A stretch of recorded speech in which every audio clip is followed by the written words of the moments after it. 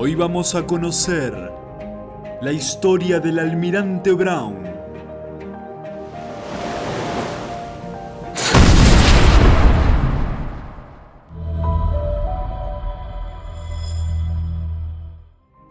Un personaje intrigante que llegó a nuestras tierras para direccionar el rumbo de esta nación. Hoy me dirijo al barrio porteño de La Boca, más precisamente al Instituto Browniano. Espero que me acompañes y aprendamos juntos sobre el padre del mar argentino. Para el video de hoy, me encuentro con el capitán de navío retirado, Tomás Merino, secretario general del Instituto Browniano, y a su lado, el presidente del Instituto Browniano, almirante retirado, Daniel Martín, veterano de Guerra de Malvinas. Primero que nada saludarlos y agradecerles a ustedes, como representantes del Instituto Browniano, por abrirme las puertas. Los agradecidos somos nosotros que puedas estar acá. Estás en un lugar muy importante para lo que fue la vida de Brown en Argentina. Estamos en los terrenos que fueron propiedad de Brown en la réplica de la Casa Amarilla.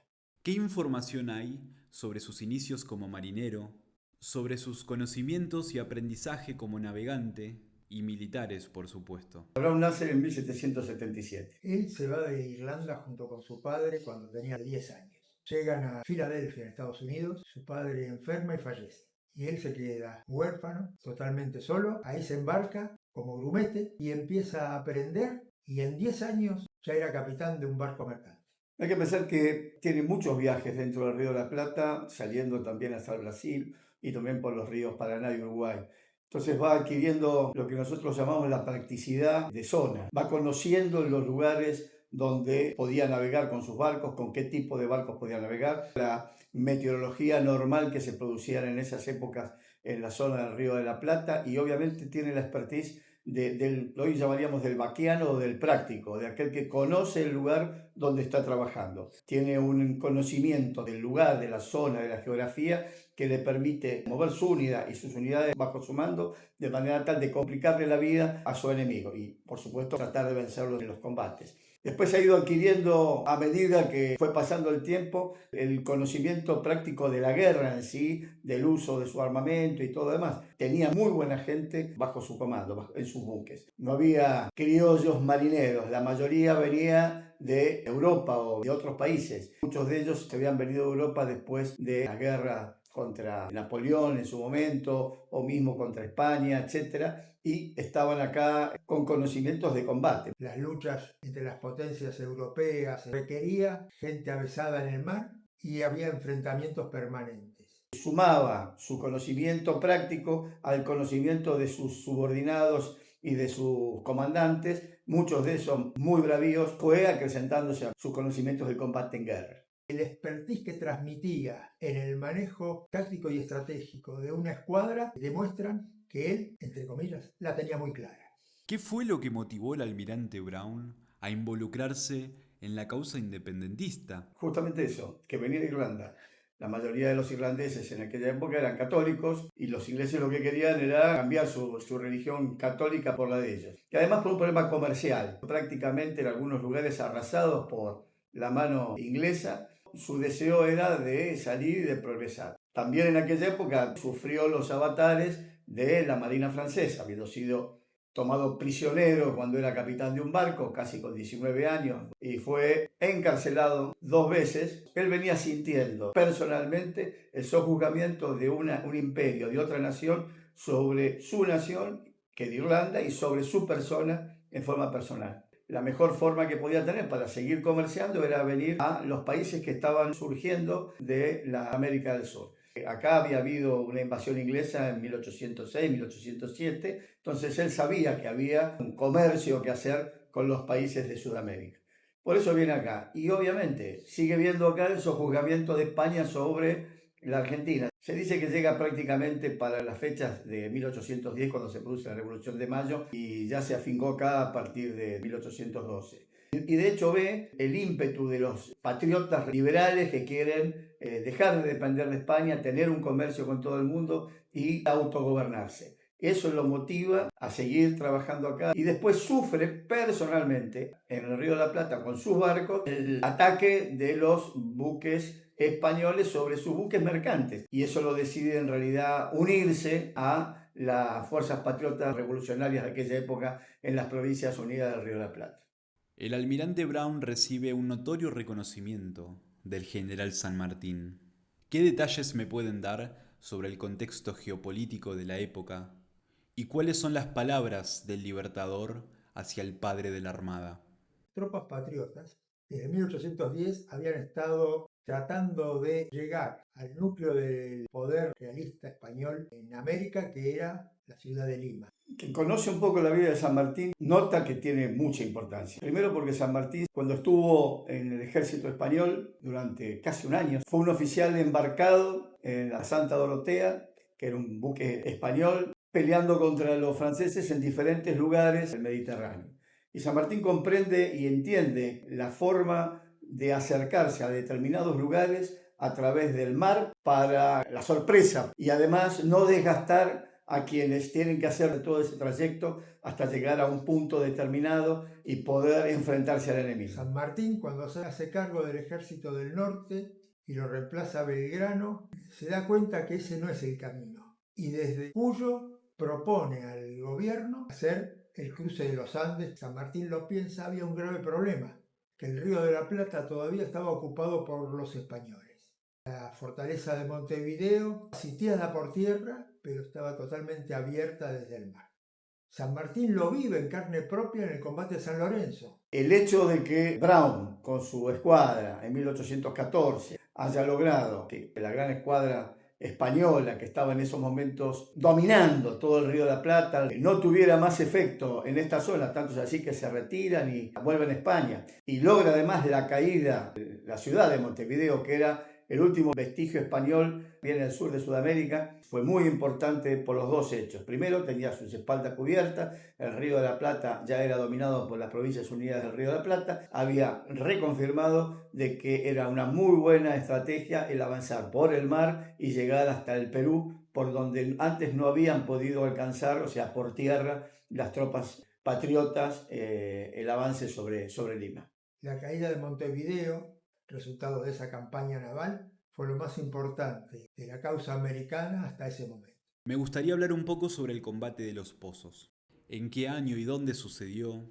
Así como también detalles que caracterizaron a este combate tan glorioso para el almirante Brown. Ese combate, el combate de los Pozos, el 11 de junio de 1826, se realizó a poca distancia de la costa. Los testigos de ese combate fue la población de Buenos Aires, que pudo ver a Brown y a su escuadra a simple vista desde las casas y de los lugares más altos que tenía la ciudad de Buenos Aires en aquel momento. Entonces lo veían ahí directamente.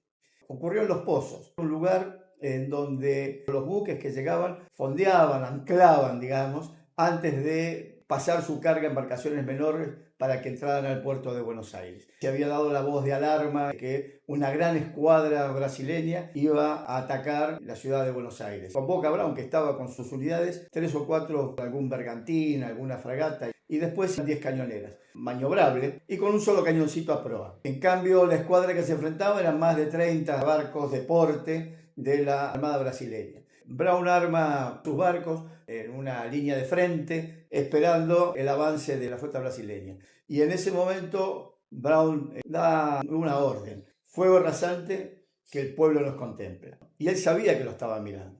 Aproximadamente a unos 3,5 kilómetros de la costa, o sea, a simple vista. Empieza un cañoneo por parte de ambos, esa humareda que se forma por los cañones, ¿no? Por el fuego de los cañones, el humo y el sonido, y la verdad que no se veía mucho. Y cuando el viento empieza a despejar ese humo, ven a los barcos de la escuadra argentina persiguiendo a la escuadra brasileña porque se iban en retirada. Brown había ganado el combate con esos pocos barcos que tenían, los obligó a retirarse. Ahí termina el combate, cuando vuelve, desembarca, la gente lo aclama, lo hacen subir a un carromato, digamos, porque él tenía que ir a dar parte en el fuerte de lo que había pasado. Y le desenganchan los caballos y lo llevan a Andas. Brown era una persona muy aclamada por la gente, una persona en la cual la gente confiaba muchísimo. Y posteriormente a eso, las damas patricias argentinas le hacen entrega de una bandera, que es la bandera de los pozos. Hoy la Armada Argentina la tiene como una bandera de orgullo y de ceremonial en algunas de sus unidades en particular. ¿Cómo podrías definir lo que es la conciencia marítima?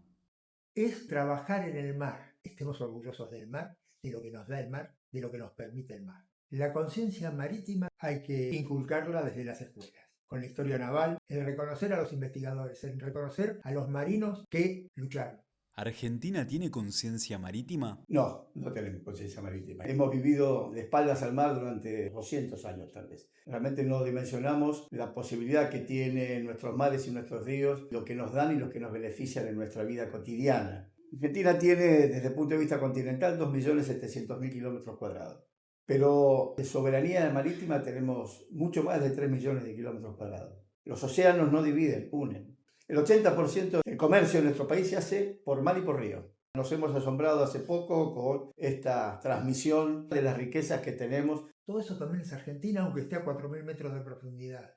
Lamentablemente no nos estamos dando cuenta de todo lo que nos puede proveer el mar argentino, de las líneas de comunicaciones, de la defensa que puede tener nuestro país a través de una marina mercante fuerte. Y esa conciencia marítima y fluvial es uno de los objetivos que tiene el Instituto Browniano. Brown nos está impulsando en el Instituto Browniano de hacerle llegar a cada persona la importancia que tiene el mar. Por eso te agradecemos 1000 veces de que podamos transmitirle a este canal. Tenemos un mar que sería bueno que no solamente lo miremos por televisión, sino que además nos adentremos en saber qué nos puede dar ese mar y qué le podemos dar nosotros al mar. Parte de nuestra soberanía está ocupada por otro país, que además brinda a otros países las cartas necesarias para poder explotar lo que sería nuestro mar. Y tenemos riquezas petrolíferas, tenemos riquezas de minerales, los nódulos polimetálicos, tenemos biología de lo que se te ocurra. No tenemos una capacidad estratégica armada como para poder explotar eso. ¿Es William Brown uno de los grandes pilares de la independencia argentina?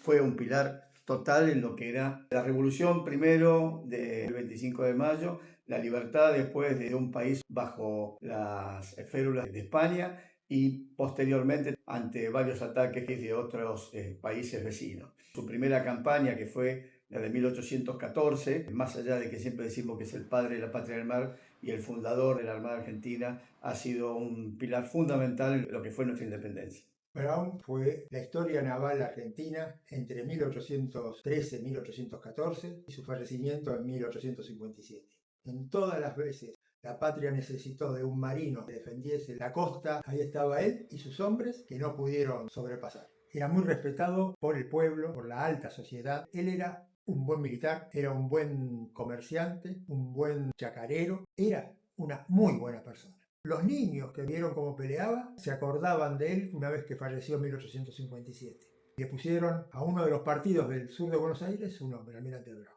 ¿Cuál es el legado del almirante Brown? Nos deja Brown en su legado de valores esa tenacidad y esa necesidad de seguir bregando y luchando por algo que es beneficioso para nuestro país. Esa libertad, esa independencia no se puede dar si no tenemos la conciencia de utilizar todos nuestros recursos, justamente desde el punto de vista civil, para engrandecer nuestro país. Muchísimas gracias por sus palabras. Esto ha sido todo por hoy y espero que nos encontremos nuevamente.